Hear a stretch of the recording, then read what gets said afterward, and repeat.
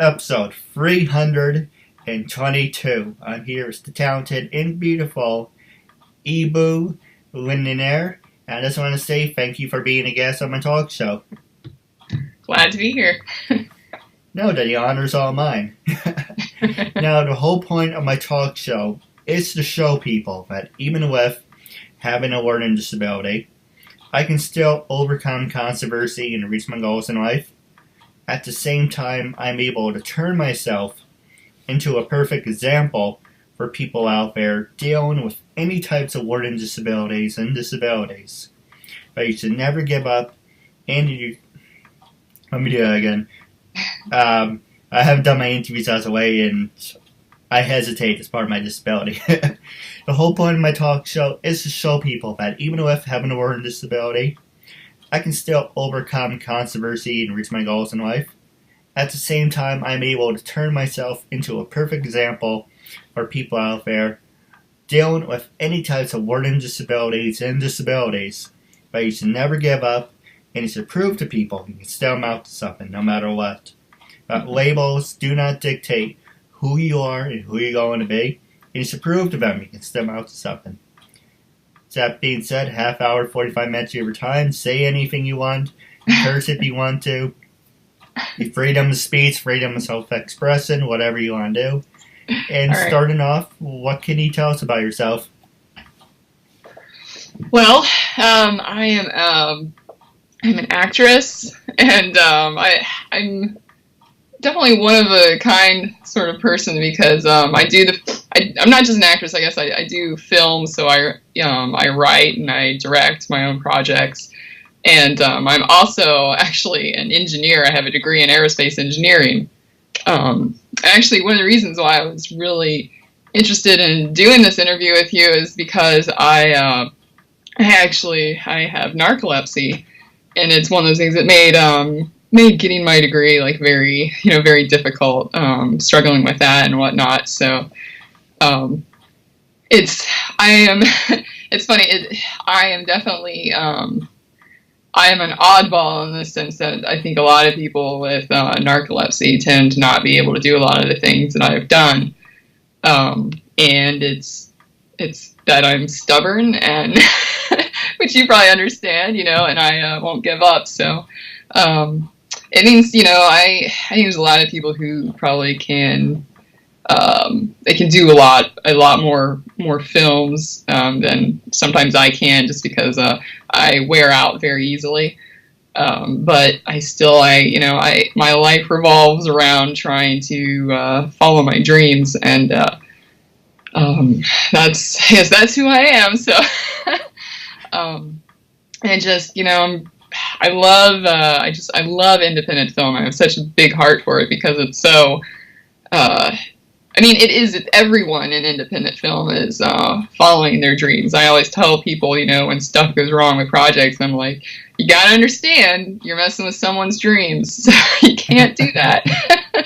It's not cool, And so a lot of people, they just go, they'll go like, straight to Hollywood because they want to chase their dreams. And I think there's a lot of creativity and a lot of just art in the independent film side of things. And that's why I stick to independent film and keeping my day job, because I'd rather do more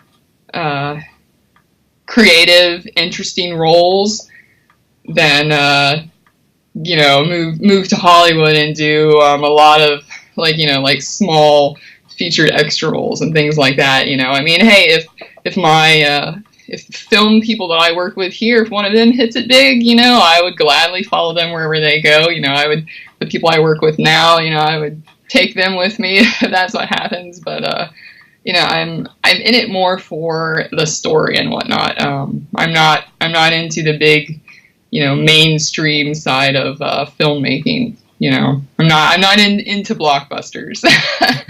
I'm one of those people where I love the there's the production company Focus Features. I'd love to be in a Focus feature film, because they're kind of more of they are the independent film side of Hollywood. and they kind of stick the whole idea of having a more creative, artistic films, and that's where my heart is. I'm not out there to be the Brad Pitt or Angelina Jolie side. If that happens with an independent film, I'll gladly accept it. But I'm in it for the art. I feel like I always say I'm not a filmmaker, I'm a film artist. So well, I guess that's where my goals in my life are right now. Well, it's funny you should mention that, about the whole independent thing. And if you think about it, I'm on the independent market. My whole talk series is independent.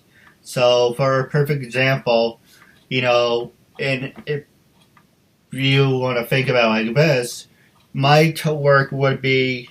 Oh, sorry, that's not an itch.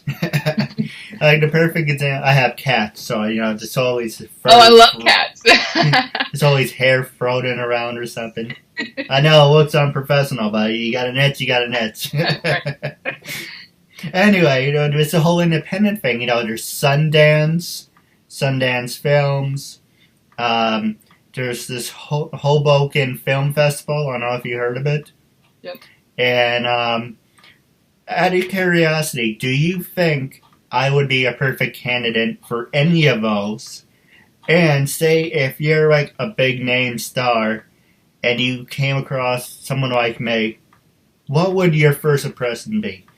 And I'm going to put you on the spot, I'm going to throw it back at you and you can put me on the spot. And if I say I'm going to push on you, you can push on me.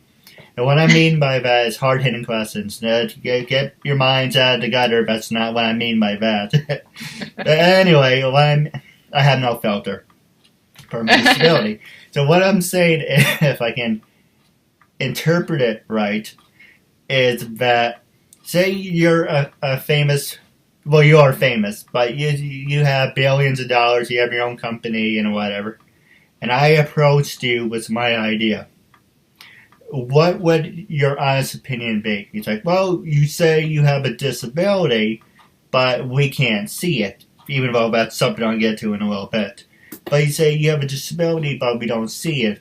But besides that, all that BS, I think what you're doing is interesting. Now, would you be someone who would be interested? Like, perfect example, without rambling on, I apologize, is what made you say yes? I know you hinted towards you had a disability, but right. What made you say, you know what, I'm going to give this guy a chance? Like, what made you say yes? So, for a perfect example, how do you make other people say yes? If they do it, maybe you should give them a chance too, or do you think you're taking a chance?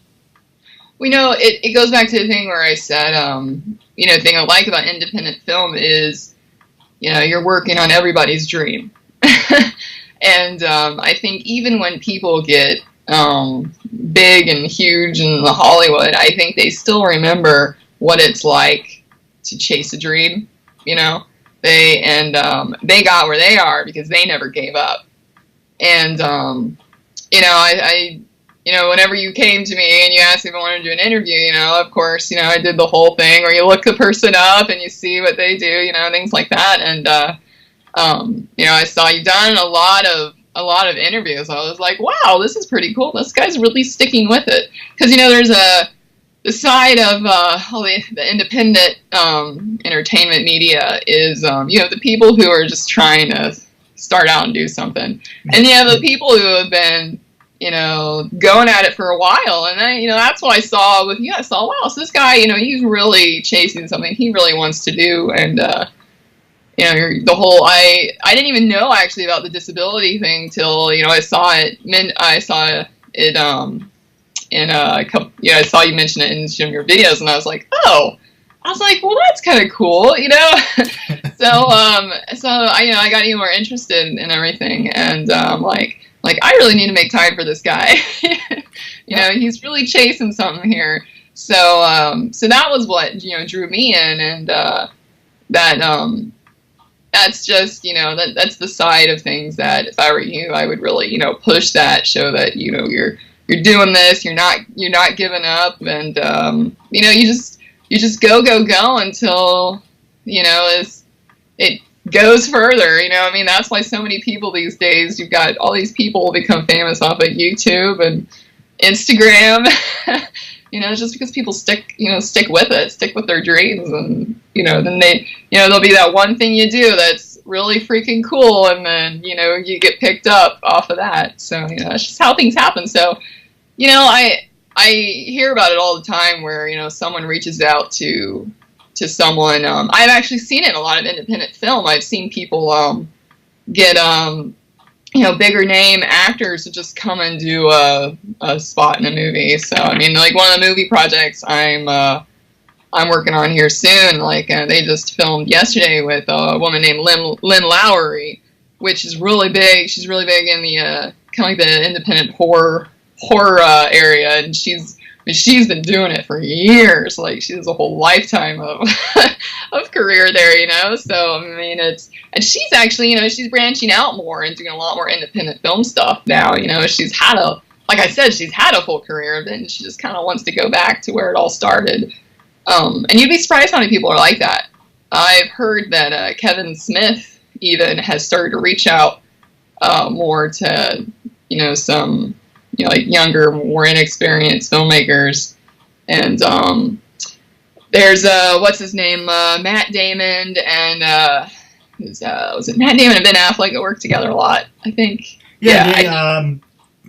They were taking pictures together, so I think I forgot what Greenlight, I think it was called. Oh, go ahead. I'm sorry. I think it was like Project Greenlight or something that they did for a little while, where they were reaching out to independent filmmakers and helping them. So it's not impossible, to work with people or higher out there. And in fact, I would say keep going for that. Just keep going for more and more. I mean, that's what we do in the independent film world. No, absolutely don't mind me. I just want to get comfortable. You're fine. I didn't mean to interrupt, but when I was saying to take, there's a picture of them. I have to send you the video of actors who turned out to be superheroes.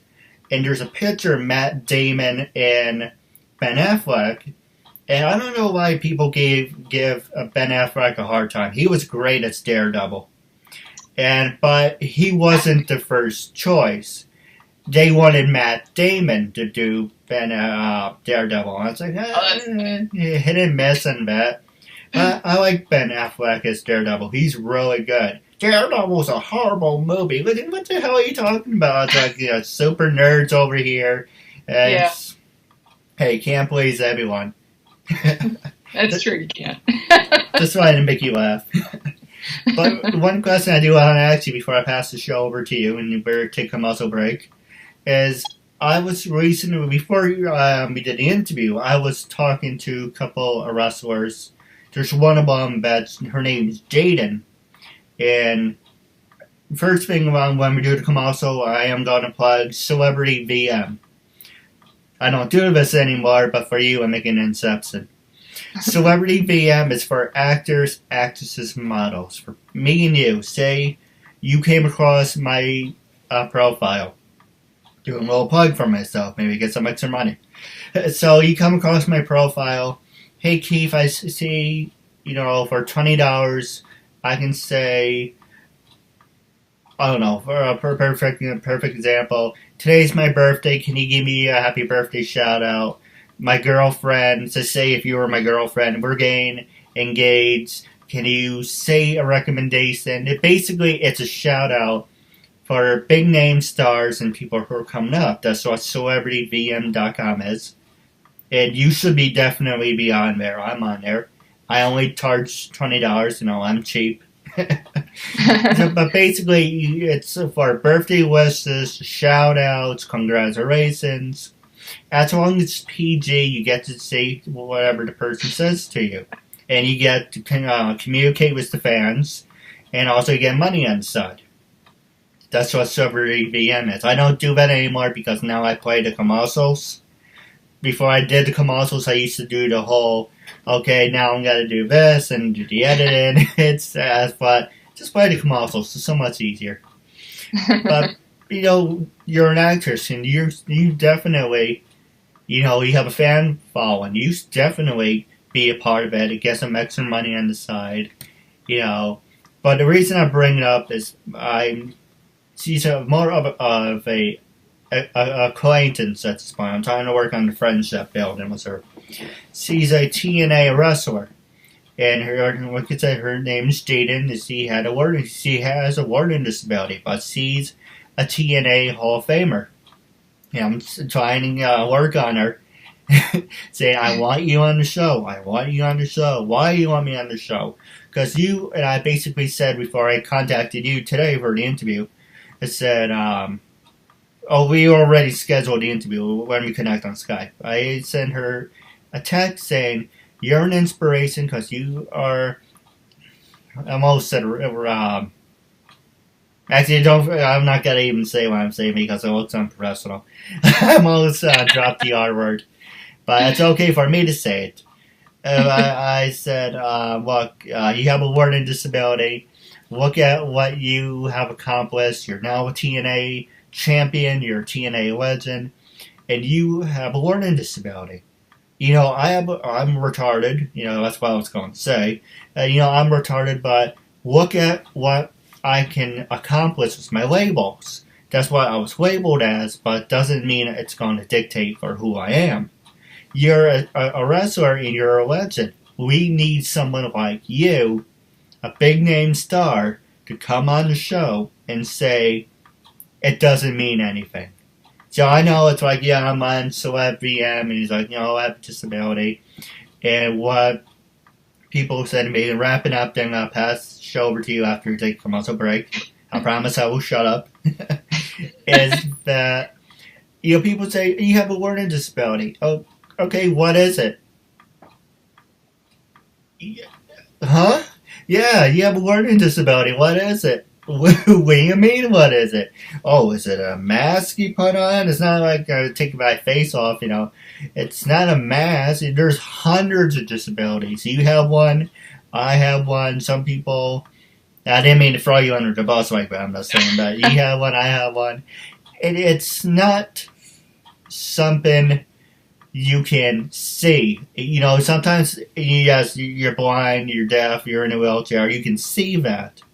But there's thousands and thousands or hundreds of different disabilities out there. And it's kind of like, why do I have to dissect myself? Or you have to dissect yourself and saying, well, for a perfect example, here's a book. Oh, well, I have ADD, and then I have Tourette's, and then I have this, and I have that. And I'm like, it's kind of like, what the hell is that? It's like, I'm a human, not a robot. And some things you can see, and people are like, oh, I can see that. And there's other things that are like, you say you have a disability. I don't see it. And I have people do that to me. And it's like, you're antagonizing me. And it's like, anyway. You just got me in a Linden mood. It's basically, just because you don't see it, it's like the big elephant in the room, the pink elephants from Dumbo, the pink elephants in the room. They go bye-bye, they go bye-bye. Yeah, I do a lot of weird things, that's why I make you laugh. But it's saying you get the imaginary elephant out of the room, and then you're kind of like, is this person legit, crazy, or just full of shit? I know Dan Creel is all three. Stupid, full of shit, and crazy. That was a bad Dennis Wary skit, but but it's basically, just because you don't see it doesn't mean it's real, because a lot of people have a hard time interpreting and accepting facts that it is what I hate to say, and I really do. It is what it is. It's funny, I can say it to people, but when someone says that to me, you're only antagonizing me. But it's, hey, it is what it is. But, this is not a front. This is not a face. And you're a perfect example. You're a beautiful young woman. and again, I'm not hitting on you.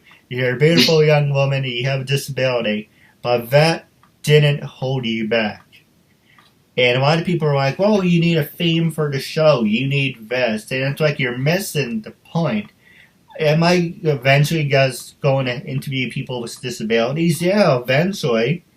You know, I interviewed actors, actresses, models, CEOs, professional wrestlers, dancers, cheerleaders,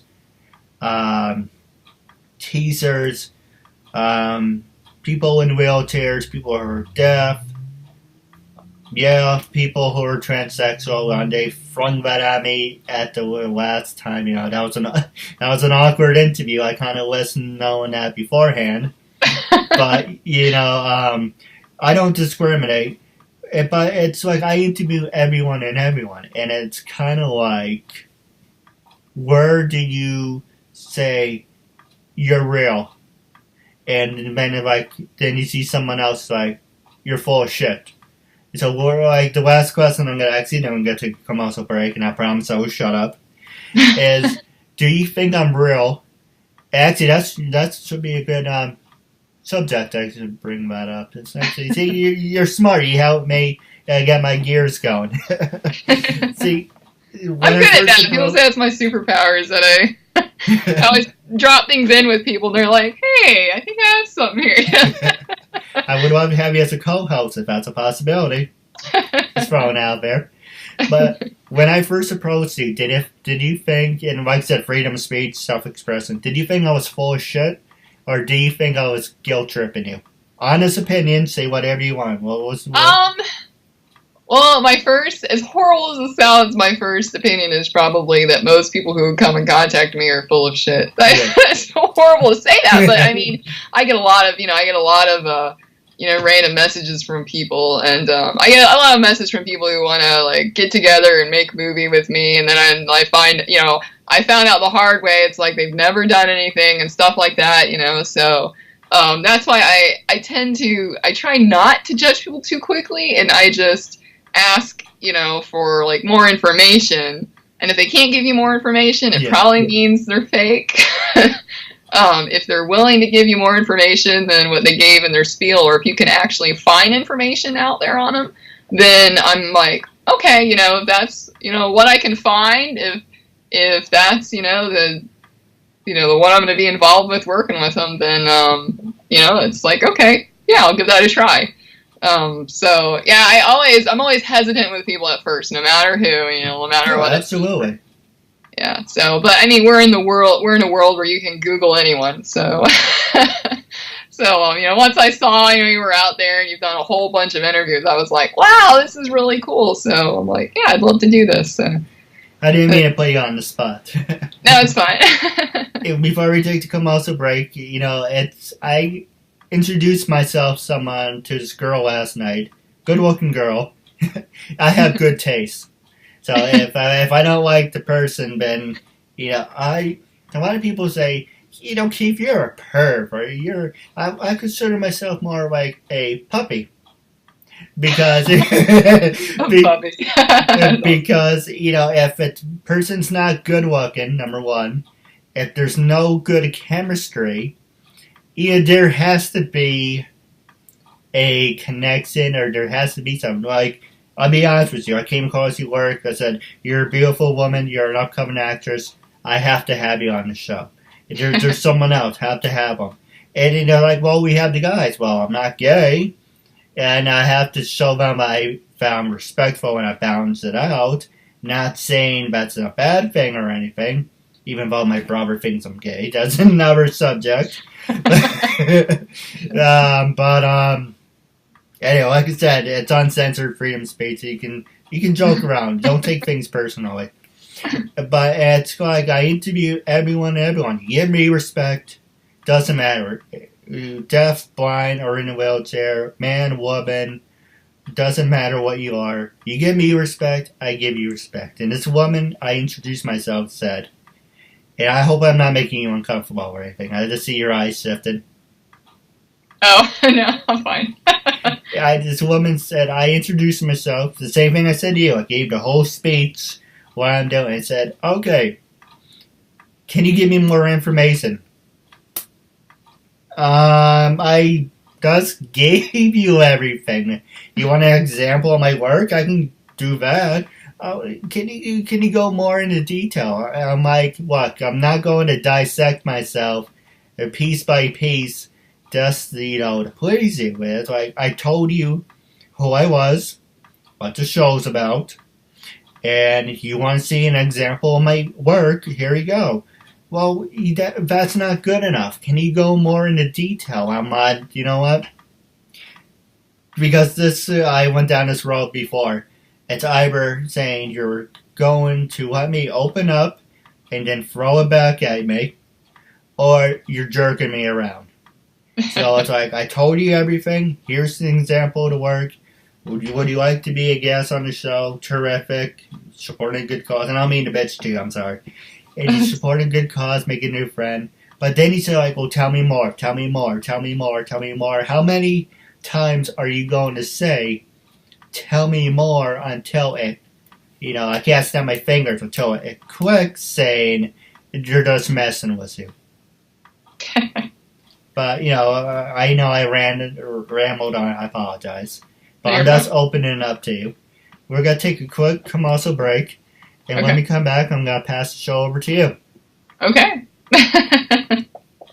A message for yourself or as a gift for someone else. For personal connections, shout-outs, birthdays, proposals, weddings, and much more. Enter your details about yourself so the celebrity can record a personal video message especially for you, including details such as your name, age, birthday, hobbies, or whatever else you include. As soon as the video has been recorded, you'll get an email with your link so you can share it on social media or download and keep it. Celebrities record videos as and when they can, usually within 2 weeks. But if you want a video for a specific date and it does not look like it will arrive in time, you can cancel it and get an instant refund at the click of a button. There are hundreds of celebrities to choose from and many more joining every day. Search by category or genre, buy a gift voucher, get updates and offers, and encourage your favorite celebrities to join so they can connect with fans in a fun and unique way. Raise money for their charities and much more. So order your video now for yourself or for someone else. I'm so bored.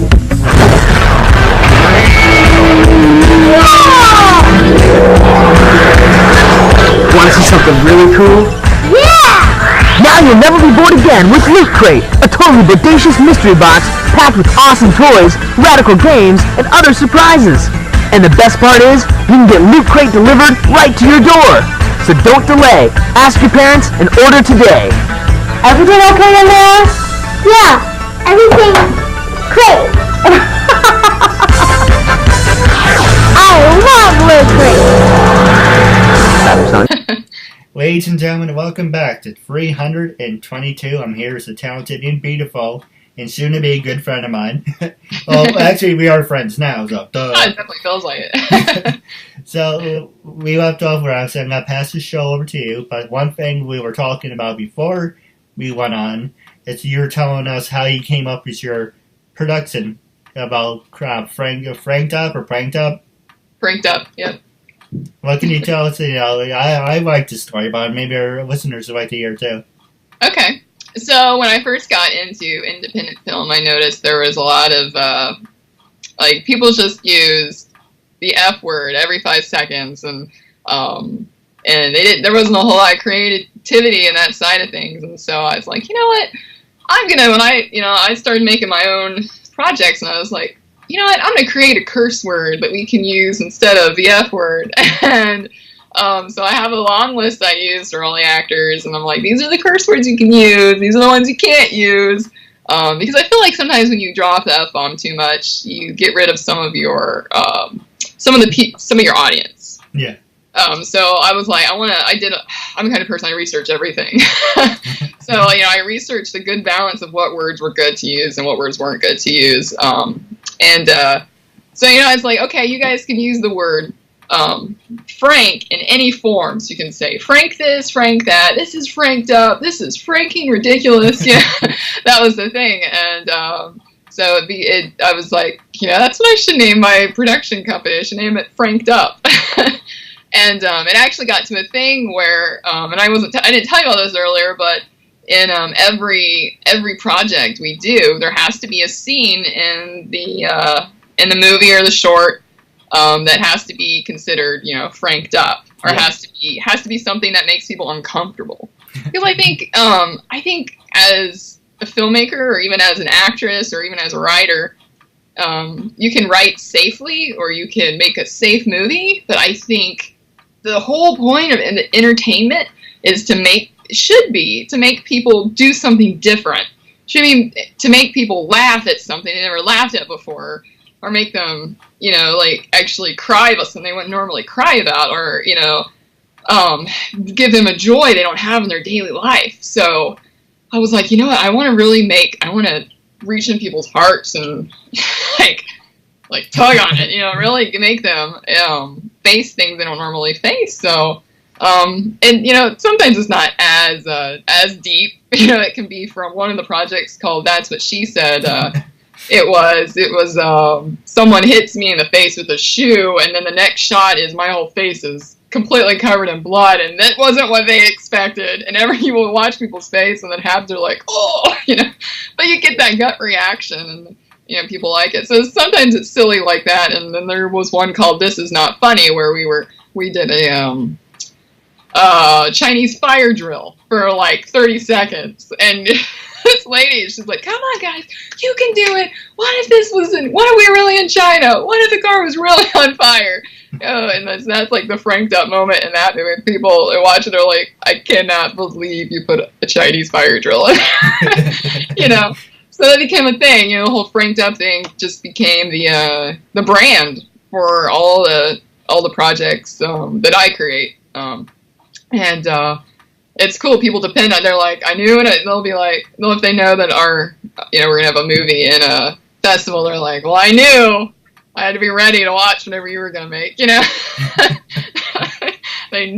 always know there's gonna be something in there that's gonna be weird.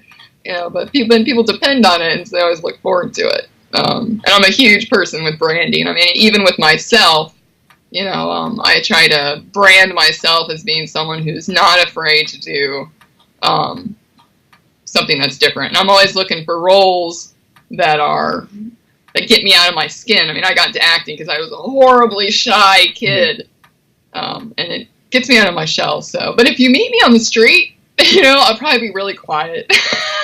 Yeah, same here. Yeah, but my production group is Franked Up, and the website's www.frankedup.com, and you can see all of the Franked Up movies that I've worked on. And there's a couple I need to get out there, and I need to. They showed in festivals, and then I didn't post them yet because sometimes you can't, But there's a couple I need to get out there. So we've added some. My husband does computer graphics, so we started doing some cool stuff like making a water float, and that stuff always takes a long time to perfect, but he's great at that. He does some cool stuff. You should interview him, actually. He's more than welcome to. Yeah, I'll pass your info on to him. So, he's working on a werewolf movie right now. And a lot of cool stuff with that. He's always busy. It's crazy. Hey, if you can put a good word in for me, I appreciate it. Oh man, and also if you're looking for people to interview, I can connect you with some great people too. It's funny, the area that I'm in, there are some amazing filmmakers who just don't care. They just do it. And there's just been a burst of really creative stuff come out of this area. It's really cool. Now, what you mentioned, well, one thing or another, that's got to get to the funny stories. But you bring up a good point. What area are you from? Are you on the East Coast, West Coast? I'm on the East Coast. I'm actually in Ohio, which it was funny when I originally moved to Ohio. I was like, oh, there goes the acting. Because I grew up in Orlando, Florida, which is funny. I was actually born in California. I ended up in Florida. And then I moved to Ohio, but the independent film scene here is huge, and we get so many Hollywood movies come through here. It's ridiculous. I mean, there's so many of them. It's not uncommon to like all my friends on Facebook. They've always got pictures with all these well-known like actors, all these A-list actors, and I'm like this is crazy. Like one of my friends, I don't know if you've seen the show Catfish. No, what's it about? But it's with people on the internet who pretend to be someone, and they get someone to fall in love with them. And one of my friends, he's been crew on this show Catfish a ton of times. Like it's crazy. They've always come through here and stuff. So it's just like it's like this area is like a crossroads of what's happening. They even said, I don't know if you knew this, but the Cincinnati area is, and I'm just north of Cincinnati, but the Cincinnati, Ohio area is one of the kind of like birth areas for Twitter, believe it or not. Twitter trends apparently come from this area. Who would have known that? It was crazy. So he learns something new every day. Yeah, I thought that was insane. I don't know why. I'm always looking for stuff. Whenever I hear some kind of trend start on Twitter, I'm like, I wonder where that started. Sometimes it did start in this area. You never know. It's crazy. You're talking about, well, first off, I would love to be part of your company if that's a possibility. Maybe you would like to interview me. Yeah, sure. There's a show we've talked about doing called, it's called Awkward Meat Sandwich, where we're going to be interviewing directors and just people with their own projects, which you've got your project there. So, and the whole idea is going along with the whole franked up theme is our whole point is to ask uncomfortable questions. So make it awkward, I would love to be part of it. Just to let me know when you do it. Cool. Yeah, I'll put you on the list for that. The two funny stories I was going to tell you. My former uncle, he was basically married to my aunt, but they got divorced. But his whole thing was he would never say mother, whatever. Oh, okay. So he used to go around saying Mother Fletcher. So my aunt says, one of these days, you're going to slip and you're going to say it. No, I won't. And one day, what happens? He says it. That's awesome. And the last funny story I'm going to pass the show over to you is my dad. You ever heard the word dirtbag? Yeah. My dad was the original person who came up with that. He came up with that when he was teaching at school. He's a former teacher. He said, this kid's a real dirtbag. And what happened, we were watching thing to practice. It wasn't The Sopranos. It was The Practice, or it was NYPD. The cop says, come over here, you little dirtbag. It's like, that's my word. He took my word. It's like, well, should have copyrighted it. So there was I can't remember what the commercial was. There's a commercial, they had these babies that were talking. It was some kind of stock, like Ameritrade or something like that. They had these babies in cribs talking about their portfolios. But there was one commercial where one of the babies says like this is really franked. And all my friends told me about the commercial. They're like, they stole your word. I was like, what?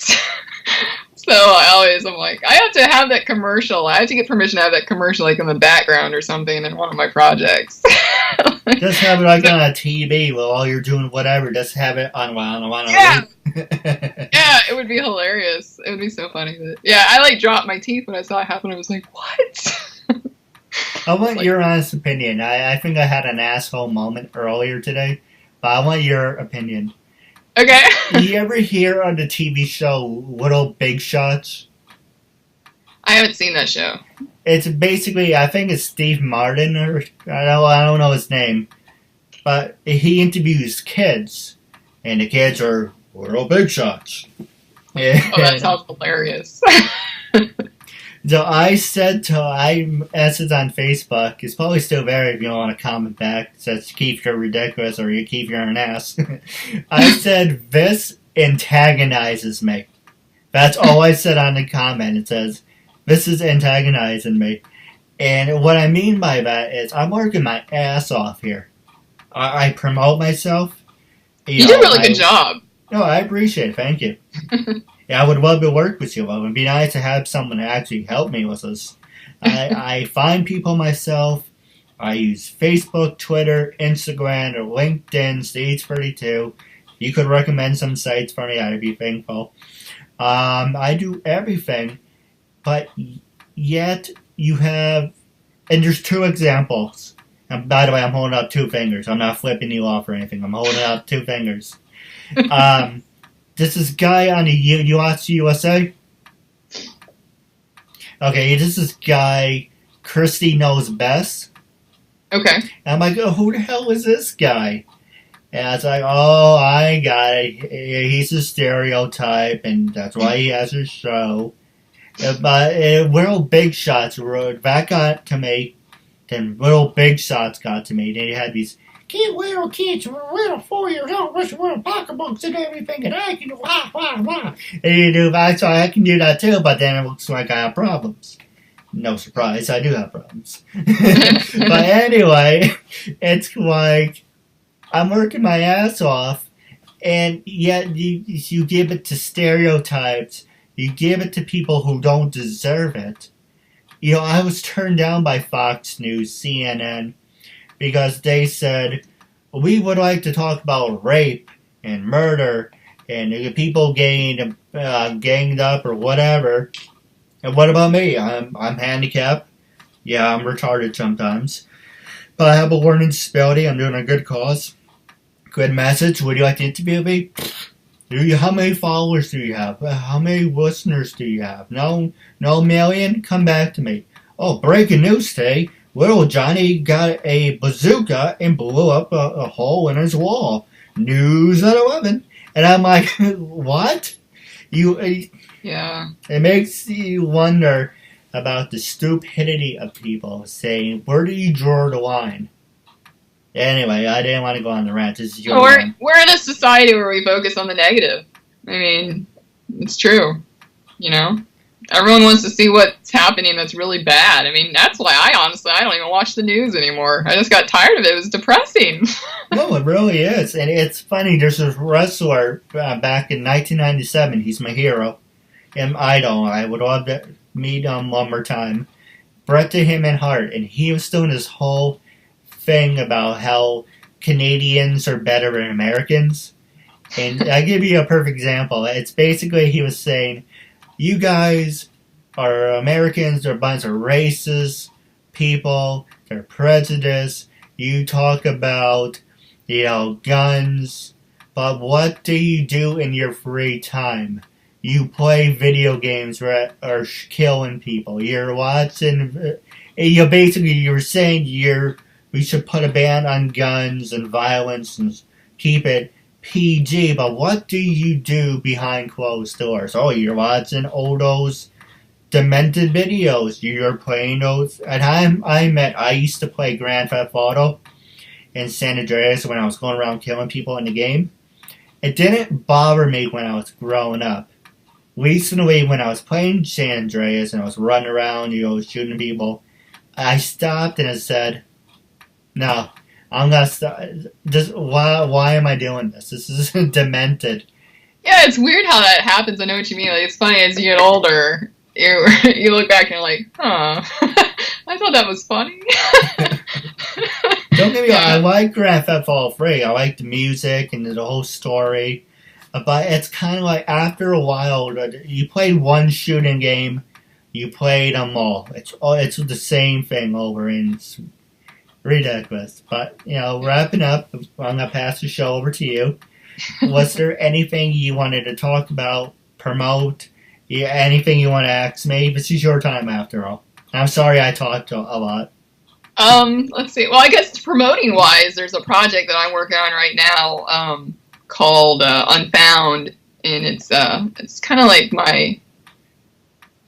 I call it my passion project. I think that's the best thing to call it. Everyone kind of has that one project they've been trying to going for a while. Like, a filmmaker, they'll be like, they'll be this project they always talk about, and then until people finally like, just do it.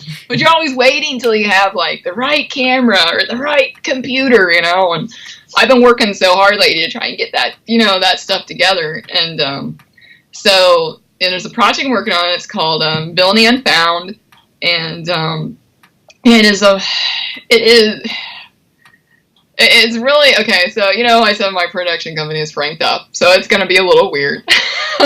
But it is about, so there's this, it's always been my dream to have my own, like, comic book universe. I know that's so weird, you wouldn't expect a girl to say that. Yeah, that's fine. But I love comic books, because I feel like we need to get away from reality sometimes. Right. So there's this comic book world I've created, and it's in this city called Dark City.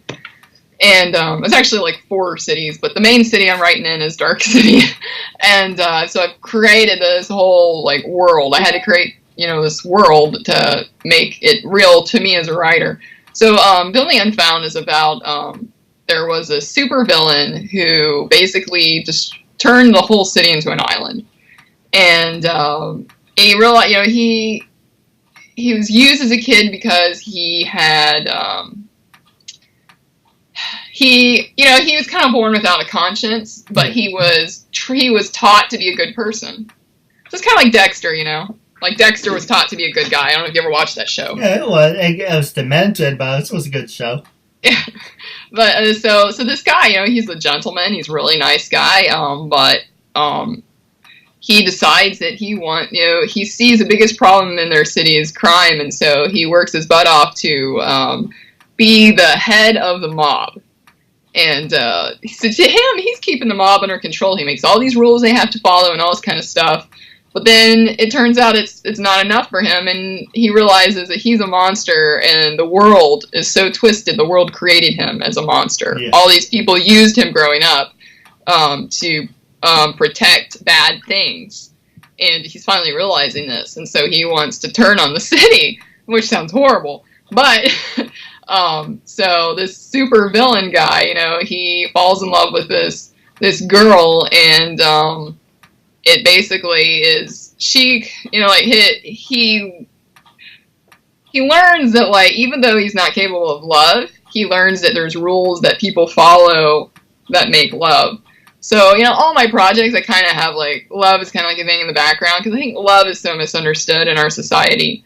And so in this project, I kind of focus on the whole idea that there's these 2 people who, you know, and her parents were these well-known con artist criminals, and so she turned out to be a cop, and so so she ends up being his profiler. She's trying to bring him in, but he falls in love with her, and he's like, come be a bad guy with me, kind of thing, you know. But what happens, like, in his whole life story, you know, like, down the road is that something bad happens, and she kind of turns him into a good person. But, you know, like, so the thing is I've seen with everyone that when it comes to love and relationships, we're very judgmental of each other. We always are telling people, you know, that they're not good people. I see that so often, even with, like, friendships. I see friendships ruined because people tell each other they're not good people. And so I was like, well, what if you had 2 people who knew they weren't good people? Would they still do that to each other? So here I have this story where these 2 people, they can't tell each other, you're doing something that's making you a bad person, because they know they're bad people. So if those 2 people can be in a relationship, and people can see that relationship and see that they don't judge each other, they don't call each other, they don't tell each other they're bad, maybe people can really learn what relationships and love should be about. It should be accepting people how they are. So that's really the underlying path of the project, is really showing people that, you know, love isn't about having butterflies and whatnot. It's about accepting someone and being a partner with them, and having someone you can trust when you can trust no one else. And that's really what the story is about, despite all the other stuff they're doing. No, absolutely. And wrapping up, I do have 2 things I want to run past you. It's, for a perfect example, I don't know if you watch Dragon Ball Z. I haven't. I've seen, my husband's kids sometimes have watched it. I love it. It's one of my favorites. Son Goku and Vegeta are my heroes. and Super's good. I like the Japanese version because it's longer. American version's very short. I don't know why. It probably goes back to short attention spans. I was just gonna say that. But there's a scene in the Japanese version where they're having, I think it's the last arc, but they may do one more. It's basically this, the Yami King has a tournament. Basically, long story short, there's these two gods. Lord Bear is the god of destruction, and there's basically 12 universes, and each universe has its own god. So Universe 6, give me the highlights. Universe 6 wanted to challenge Universe 7, and the 6th one, they would trade universes, and Universe 7 won.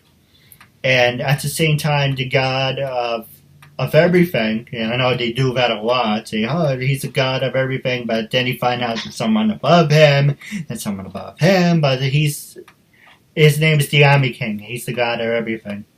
And he said, I was concerned, but I like what I saw. So basically, the last arc it's called the Tournament of Power. So it's all 12 universes fighting. And the losing universe it's going to be a race. Everyone's going to be killed. He was going to do it. They're mad at Goku because of two things. One, Yami King was going to kill off the weakest universes anyway, but they're mad at Goku because he sped up the process. So they're making this Goku, who was a hero, now they're turning him into a villain. They're making them see like he's bad. All this guy wants to do is fight the strongest people in the universe. That was it. Now Yami King's taking advantage of that, saying, okay, if you beat them, I'm going to kill them. So now they're like, well, why is Yami King so buddy-buddy with this person? Or why is this guy so obsessed with fighting? But it is a long whole thing. The Saiyans love to fight. But it's really interesting, how they're turning someone who was a hero into a villain. Like Superman, like the new game that came out, Injustice. He killed, I don't know if you saw it, but he kills the Joker. And so if I'm a good guy, he now goes under martial war. It's Superman war. So whatever Superman says, you have to abide. If you go against it, Superman kills you. So It's pretty much like, I don't like how, I love the fact you have your own universe. That's really cool. Love to be a part of it if you want to write something up for me. But it's kind of like, it's hard to take a villain like Old Man Logan. Did you enjoy that movie? Did you ever see it? I haven't. Once was enough, but if you watch the Easter eggs, you appreciate it more. But it's kind of like, why do you have to put your own spin on it? Superman, you're a great American hero, you have to turn him villain. Captain America, great hero, turn him villain. You ruin things by messing it up, make a long story short. Yeah, that seems to be the theme right now, and actually I've been really hesitant. I'm a huge comic book fan, but I've been kind of staying away from some of the comic book movies because they're getting a dark side to them. And it's funny, because for me, I always write about dark people, but I write about I write them as, like, their good sides. So it's really opposite from what I do. But yeah, it's really, I don't understand, like, even, like, Superman movies used to be so bright and shiny, and now the new ones are so dark, and I'm not really, to be honest, I'm not a fan of a dark Superman as much, I mean, I like creativity, I will say that, I like people doing something different, but the fact that everything out there now is dark, everything is just, it's, like, dark and depressing, and, I'd love to see a bright, shiny superhero movie come out. And honestly, what's the guy? We were just watching a movie on TV the other day. The guy, he like regenerates when he gets hurt. Wolverine? No. DC or Marvel? I think it's Marvel. Deadpool? Yes, Deadpool. Yeah, yeah. I said I think it's Marvel because I'm a DC, you know how people are either a Marvel fan or DC. I'm a DC fan and I like Deadpool, so it's kind of weird for me. I'm like, I'm pretty sure it's Marvel, but I really like him. So it's my little asterisk. I'm okay with Deadpool. I like Deadpool. But that movie was kind of bright and shiny, which is funny because he's a really bad person, but he kind of does good, so it's weird. But I guess that's my style, storytelling. No, I agree with you. I liked it. If I find a video, I'm going to send it to you. It's Sabron brand, well, wrapping up now. Sabron got crazy about, but they made a bootleg Power Ranger movie. Well, it's rated R. Do you remember that at all? No, I hadn't seen that. It's basically, and it'll go around killing into each other. Rita pretends to be the Pink Ranger. It's really good. And it's like Power Rangers, to me, you have a lot of potential, some of my favorite seasons, the first two are the best, season 1 and 2. Power Rangers STD, I actually made a joke to my friend, Ron Wiseman, he did the music. And I said, when you did the score to the music, did you slip or did you do it on purpose when it's supposed to be SPD, Space Patrol Delta? And I said, did you purposely say STDs, or was that like a slip? And he made a joke and said, it's a slip. So when he watched the introduction, it says Power Rangers STD. That's STDs, but it kind of try covers the Ds. It's really funny, but Power Rangers, has a lot of potential. Can cater to of course, to the kids. I'll say the new movie looks kind of cool. It has its moments. Yeah. I haven't seen it. I don't know what they did with Goldar. I thought that was really dumb. Oh, really? Because I interviewed a guy, Kurgan Mayhem, who did Goldar, and we're going back and forth. Says, are you going to have a cameo? Or you got to be in it? And I haven't really talked to him recently. I actually heard back today. I was trying to convince him to go to Comic-Con in Poughkeepsie. If you're in New York, we should definitely go together. Poughkeepsie Comic-Con, it's May 6th, May 7th. I was talking to the producer, the person who runs it. She's soon going to be a guest on my show because I'm interviewing old Comic-Con people, trying to get myself out there. So if I'm ever in Ohio, we should definitely meet up. So I'm working on that Comic-Con. So basically, long story short, I interview a lot of Comic-Con people. Cool. So I said, I know some people. I know Barbara Goodson. I know Kurgan Mayhem. Do your kids play Mortal Kombat in DC? No. Richard Epcar does the Joker, who I interviewed. And it's like I know people, so I keep pushing them to come to New York Comic-Con, Poughkeepsie Comic-Con, we can hang out.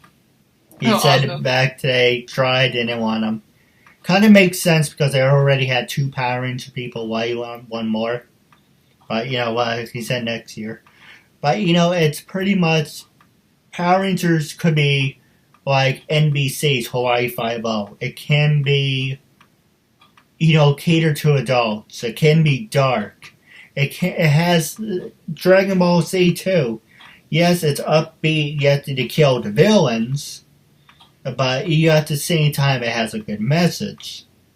It's just a whole big thing. But but let's save it for our next subject. But wrapping up, when I first approached you, I know I asked you in the beginning, but this is how I end the show. When I first approached you to be a guest on my talk show, what was your honest opinion? Did you look me up? And we can say whatever you want, but what was your honest opinion? And what was the tipping point that made you say, yes, I want to do this? When I saw really how big of a deal it was to you, when I saw that this project was important to you and saw how many people you've interviewed, I watched a couple of interviews and whatnot, and I was like, well, that's cool. This guy really has a heart for this. It's like, I want to be a part of that. So that was what did it for me. Yeah. Yeah, I appreciate it. Some of my interviews are really good. Like yours is really good. Had a lot of fun. And like I said, it's supporting the cause, making a new friend out of it. And some interviews are hit and miss. It's not really the guess, but usually it depends on me. I have my moments. But stay tuned for after the show. I have a couple questions for you. Well, wrapping up, how can people follow you? Are you on Twitter, LinkedIn, Instagram? I'm on everything. So you can usually look me up by my last name, Windimere, Windimere. You won't really see anyone else with that. So you can look me up by that on anything. And some, like an Instagram, I have like a fan account and I have a personal one. So whether or not you want to see me like on set or if you wanted to see my daily life, I've got an Instagram feed for each of them. No, absolutely. Now, stay tuned for after the show. Do have a couple questions for you. But wrapping up, it was a real honor, privilege having you as a guest, building a friendship with you. And I'm looking forward to part 2. Yep, me too.